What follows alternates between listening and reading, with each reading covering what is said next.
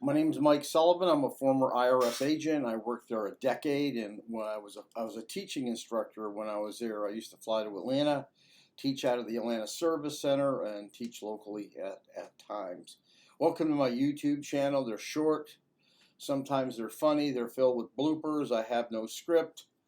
I just go ahead and reel it. So me and my M&M man, who are color coordinated today, welcome you to today's version. How is an IRS revenue going to look at your case when they get an inventory and they go to work it? You can imagine, having worked there a decade, how many cases I reviewed or looked at as a coach or gone out on. And when you get a case, first thing you do is you want to find out, is the person a habitual delinquent? Number one. Are they current on their filing? Number two. Where they live? Number three. And you do a summary check on your computer to find out what past incomes have been, what their AGIs have been. They just go on the computer. Today, in today's world, IRS can use LexisNexis. They can have a whole bunch of things they know about you before they even knock on the door.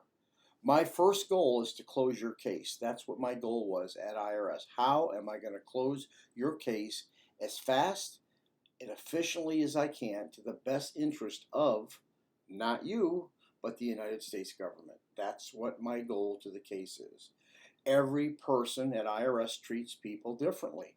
Some people, ROs, are nasty. Some are more than kind.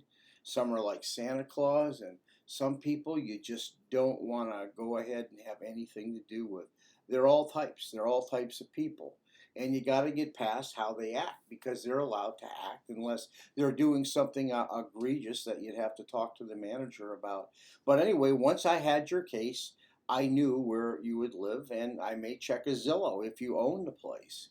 I'll probably drive by, go around the block. I may knock on the door. I may need to see what cars are in the driveway, and I just may jot down your license plate number. My next step is to make sure all your tax returns are filed and you are current on your withholding and Social Security.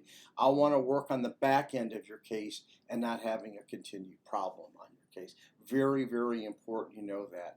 The next big thing is I want to look at that financial statement, because I know how I want to collect the money and proceed on the case. Once I have that financial statement, I want to make sure it makes sense.